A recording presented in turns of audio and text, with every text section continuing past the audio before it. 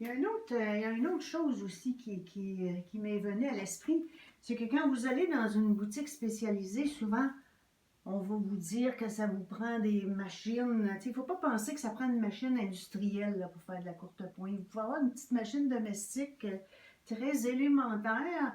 Et d'ailleurs, j'en ai fait beaucoup, moi, avec une machine standard comme ça.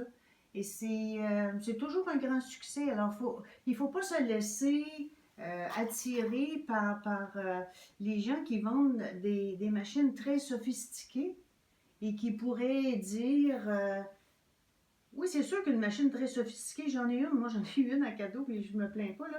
Mais, tu sais, il faut comprendre que ce n'est pas essentiel pour faire. L'important, c'est de rechercher les bonnes caractéristiques de la machine à coudre que vous voulez. Est-ce que c'est important pour vous qu'elle fait 2000 points à la seconde ou que, parce qu'on met jamais ça au maximum? Quand on fait de la courte pointe, des fois, il faut aller tranquillement. Alors, c'est un exemple, là, mais il faut rechercher les bonnes valeurs dans l'outil qu'on veut se donner. Si vous voulez, si vous avez une machine régulière domestique, c'est tout à fait acceptable. Ça prend juste des petits trucs et des astuces pour réussir à faire des projets un peu plus volumineux.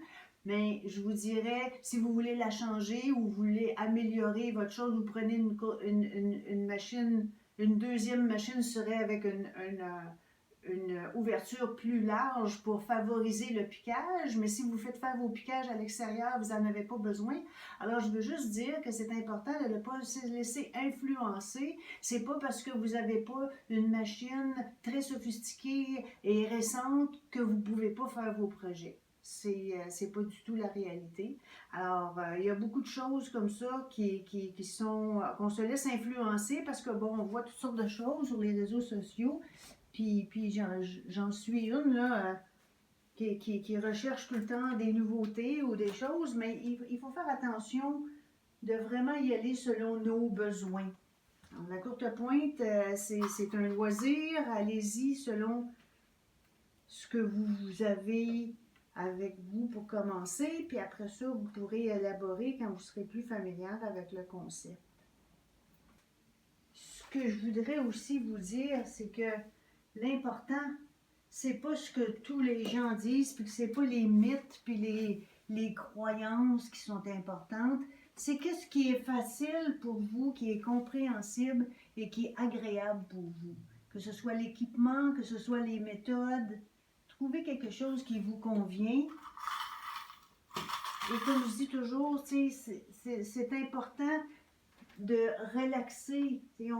On pense à être toujours en pleine conscience, on fait de la courte pointe pour se relaxer, pour s'enfuir de notre journée folle. Il faut que ce soit apaisant de faire de la courte pointe. Alors, mettez-vous pas des barrières avec toutes sortes de mythes puis de suppositions, de toutes sortes de choses. Allez-y selon ce que vous voulez faire. Puis il y a toujours des méthodes puis des trucs que vous allez pouvoir rechercher. D'ailleurs, ce que j'aimerais, c'est que vous me donniez, c'est quoi les mythes qui vous embêtent le plus ou c'est quoi vos questions à propos de ces choses-là? J'aimerais ça avoir vos commentaires. Si vous voulez avoir plus d'informations aussi sur les courtes pointes, évidemment sur les cours pour vous familiariser puis éviter toutes sortes de petits problèmes, vous pouvez aller sur ma page web lisechartrand.com. Mais j'aimerais beaucoup avoir vos commentaires, comme ça on pourrait échanger sur d'autres mythes ou d'autres sujets qui vous préoccupent. Merci beaucoup. Bonne journée. Il faut que je finisse ça.